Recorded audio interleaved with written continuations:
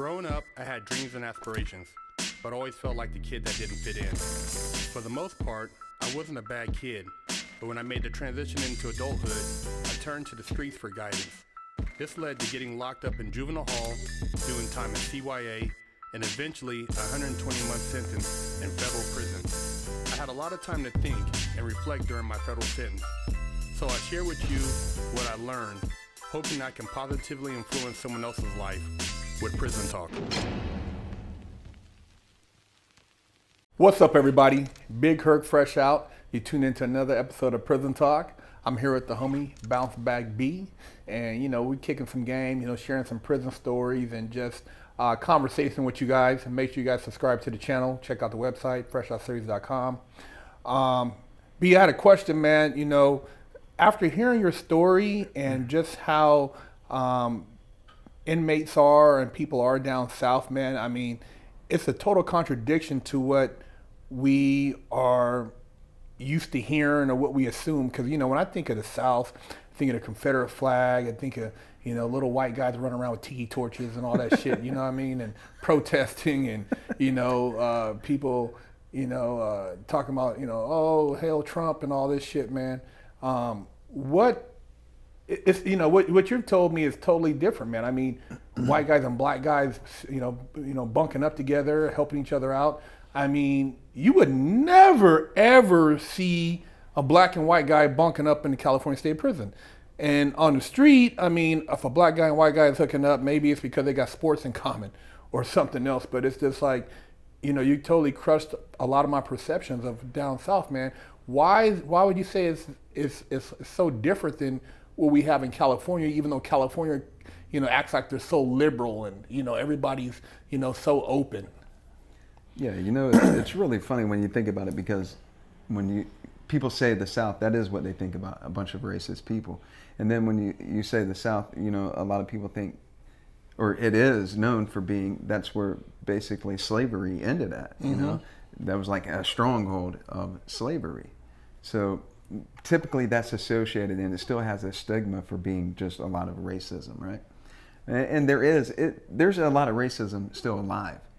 But as I grew up in Florida, and I grew up on different sides of town, and at one point, where I lived at, it was a black family that lived across from me, and me and their kids, we played together all the time, and we didn't look at each other any differently. The only time, when his mom, she'd pull out some big shit.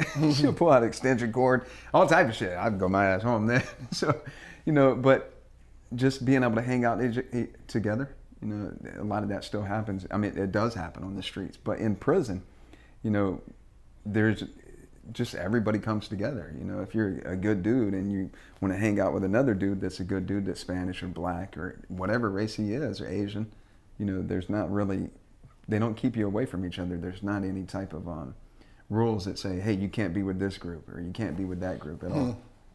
That's a lot. Yeah, that's a total opposite from what we have out here, because I think the institutions almost promote that type of racial divide, and if there was any sense of unity, they would most likely try to create a situation to get rid of that. They wouldn't want any type of unity in prisons out here, because it allows them to better control the populace when you have the whites hating the blacks hating the whites, the Mexicans hating the blacks. It keeps everything in disarray.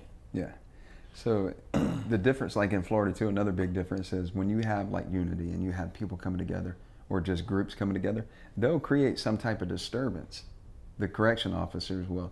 And when they create these disturbances, it allows them to get more funding. It's really crazy, but they'll get more funding for little things that they want, like more riot gear or more tactical gear. They feed off of that type of stuff. That's what they want. And they're, it's like it's like big men that are actually little boys want to have more toys, more riot gear, more things that they can suit up and just, take things away from people. I got kind of lost right there. I got totally lost in my thoughts. No, but it makes sense. I mean, I understand. Like, I know they need that type of situation going on, because it allows them to justify why we got to have so many staff members, why we got to have this type of equipment. I mean, if you got a peaceful place where you don't have no violence, then really we could start laying some of you guys off. Yeah, that ties right directly into it. That's what I was trying to say exactly, is that, it's all about creating more jobs for these people that are in these little bitty towns that don't know anything else, that don't want to do anything else, that don't want to further themselves. They're happy with working here and basically just coming in their next generation and next generation. So prison's basically their whole life. My uncle worked here, my grandfather worked here. It's exactly. Yeah, it's just generational prison workers. For sure. Now, as far as on the side of on the criminal side, as far as going to court and dealing with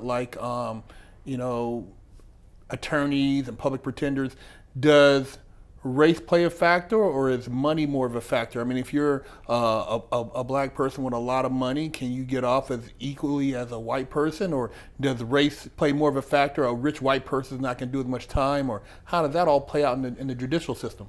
So, in the Florida judicial system, I went to court for 30 months, week after week, just going to court.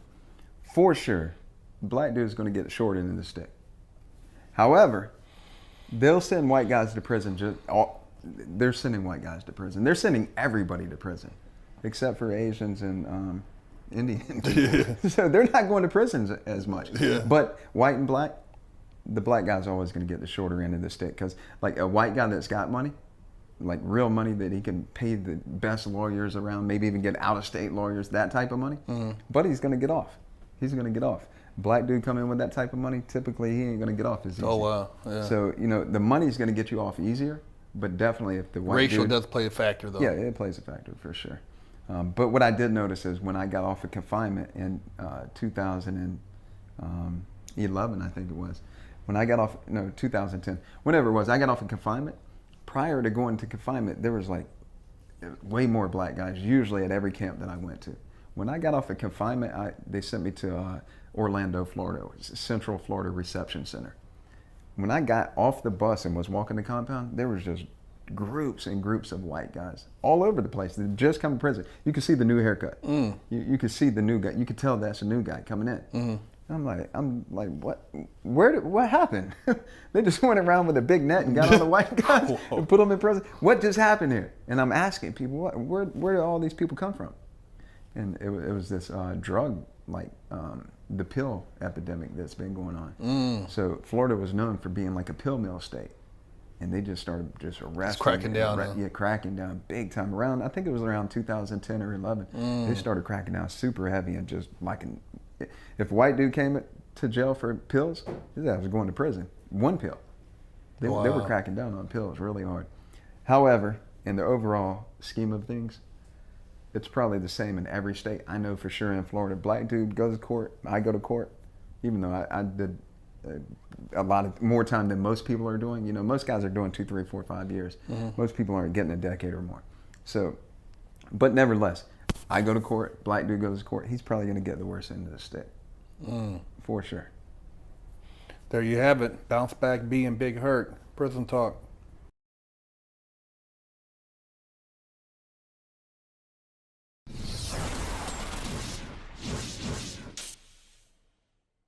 Lockdown's over. Get your yard time in. Exclusively at FreshOutSeries.com.